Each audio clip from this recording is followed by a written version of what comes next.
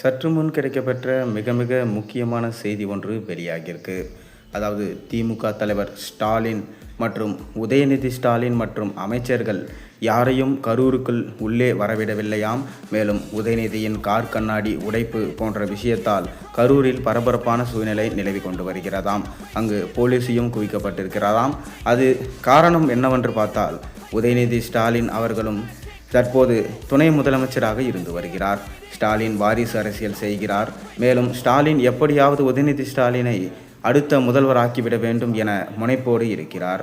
மேலும் 2021 தேர்தல் அப்போது கிட்டத்தட்ட 525 வாக்குறுதிகளுக்கு மேலே விடப்பட்டது. ஆனால் இதுவரை சொன்னதை செய்யவில்லை.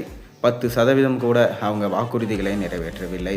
இதனால் தான் மக்கள் அனைவரும் திமுகவின் மீது விமர்சனங்களையும் எதிர்ப்புகளையும் தெரிவித்து வருகின்றனர். மேலும் 10 ஆண்டுகளாக திமுக ஆட்சியில் இல்லை. கண்டிப்பாக தற்போது வாக்குகளை அவர்களுக்கு வழங்கினால் நமக்கு நல்லது செய்வார்கள் என நம்பி மக்களும் வாக்களித்தார்கள். நான் மனதில் பட்டதை அப்படியே சொல்கிறேன்.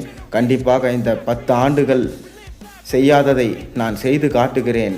மக்களை முன்னேற்ற பாதைக்கு கொண்டு செல்கிறேன். ஸ்டாலின் உங்களுடன் ஸ்டாலின் என அனைத்து திட்டங்களையும் போட்டு கடைசியில் மக்களை ஏமாற்றியது தான் மிச்சம்.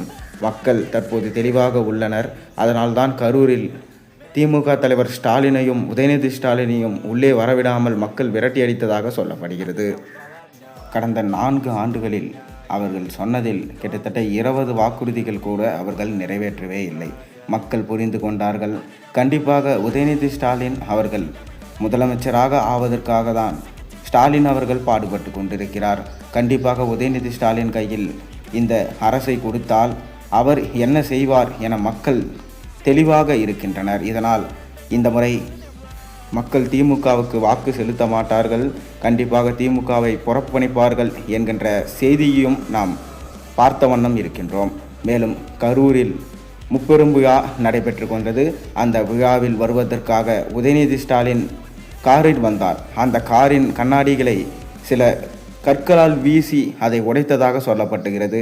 அதனால் போலீசார்களும் குவிக்கப்பட்டதாகவும் அங்கே பரபரப்பான சூழல் நிலவியதாகவும் தற்போது தகவல்கள் வந்த வண்ணம் இருக்கிறது.